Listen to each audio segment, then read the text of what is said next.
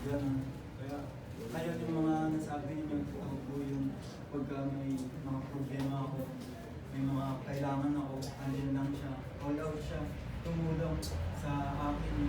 Kahit na nahihirapan niya siya, kahit siya mismo kailangan niya ng tulong, pero tumutulong pa rin siya sa amin kahit na nahihirapan kami sa bawat mga buhay namin minsan. At ayun, nakakalungkot lang, parang ang hirap niya. Ang hirap tanggapin, pero kailangan.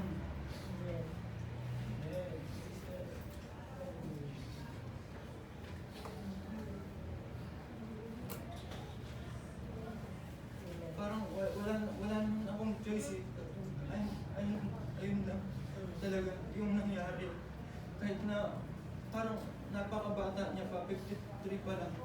Kaya kung naiisip ko nga na kung hindi siya nagkaroon ng ganyan, ilang taon kaya yung magiging buhay niya. Hindi katulad ng ibang mga tumanda yung edad.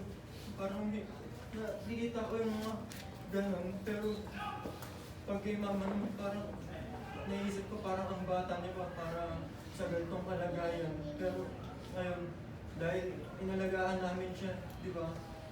Kahit na nahihirapan kami, nagpupuya kami kasi kung alam niyo yung kanyang kalagayan, malaki po yung braso niya sa kanan, kaya nakakaawa siya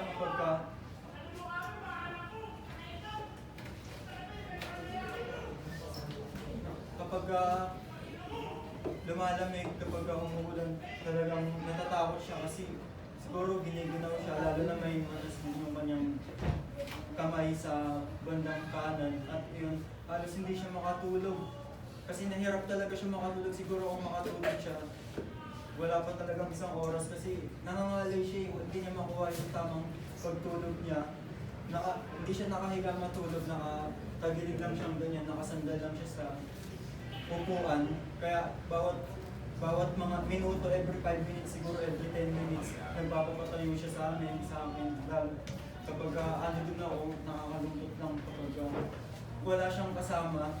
Parang kahit 1 minute lang ayaw niya. Kaya ang gagawin niya kahit na ayaw niya mag-cellphone, i-chat niya ako nang wala akong kasama, tapos may iyak na emoji. At ayun, nakakalungkot kasi minsan wala ako ganun sa biyahe ako. Pero ayun, talagang kung makikita niyo yung kanyang kalagayan, nakakaawa kasi ang payat niya na rin, tapos yung sugat niya talagang malaki.